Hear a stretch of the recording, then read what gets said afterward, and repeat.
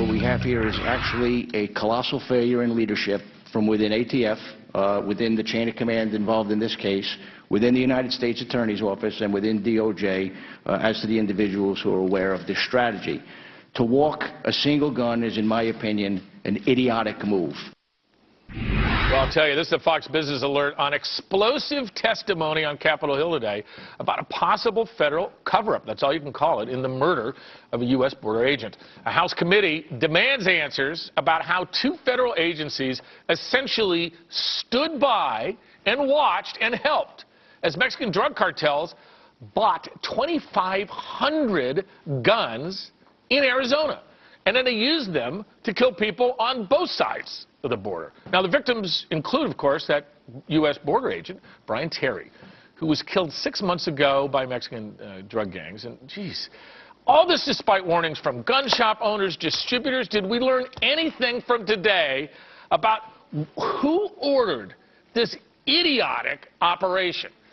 Now, Larry Pratt was at the hearing today. He's the executive director of Gun Owners of America. And, Larry, you know, the more I read this and read about this, I can only assume that the idea was that they were going to seed these guns. In other words, sell them to people who they knew were gun runners, because if you buy 500 guns a month, you're not a sportsman, who take them to Mexico. And somehow this was going to help find those gun runners. Well, my question is, if the guy buys 500 guns, isn't he already guilty? What did we need to put hundreds of people at risk for? Well, the buyers may have actually been legally qualified to buy the gun. The next time, though, in the chain is when it gets turned over to the guy that's perhaps not qualified and is actually going to run the guns into Mexico. Their story just doesn't add up. It's false on its face. They were not able to follow those guns into Mexico. Well, what did they do, Larry? Illegal. Did they put a tag on it? Did they put an RFID device or some type of radio signal? One gun had a tag on it, that's all. Out of 2,500? Yes, sir. And so clearly they were just hoping to jack up the numbers of the guns that would turn up at crime scenes that could be traced back to the United States. We've learned from an email that was released that Melson, the head of the ATF, those were some of their agents that were testifying, that were whistleblowing. Melson, the director, would sit there and watch a monitor of live sales in an Arizona gun store. They were having so much fun seeing all these guns go out. And again, you know, ISA said, well, since you weren't able to, this is not law enforcement, this doesn't make any sense in law enforcement, why was this being done? Well, let's go to this email, because I think everybody is asking the same question. Why? Well, the only explanation that makes sense to me is that this was a political agenda. In fact, ISA was asking, does this have anything to do with politics? Well, I bet you it does. They were trying to pin the tail on the American gun owner as the donkey. It's all our fault for all the trouble that they're having down in Mexico. Well, to the extent that guns are getting into Mexico, apparently our government is the biggest supplier. It's incredible. Fabulous.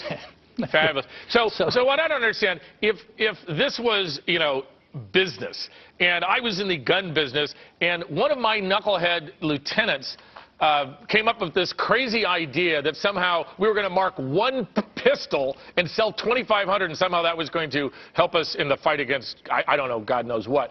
Well, that guy would be drawn and quartered, he'd be fired. Why aren't we speaking today with the person whose idea, who okayed this thing? That's what Mr. Issa, the head of the committee, representative from Orange County, California, wanted to know. And he did have an assistant attorney general there in front of him, the head of the legislative office, a man by the name of Weish, who, by the way, would be affected by a bill in the Congress right now. He would not have to be confirmed if this bill passes, a bill by Collins and Lieberman.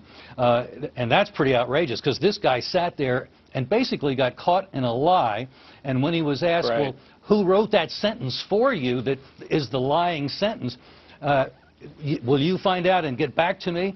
No, I will not commit to do that. We got to end it there. I know you're going to stay on this thing. I mean, this just saddens my heart. Look, thank you for being with us today. I appreciate the news. Good to be with you.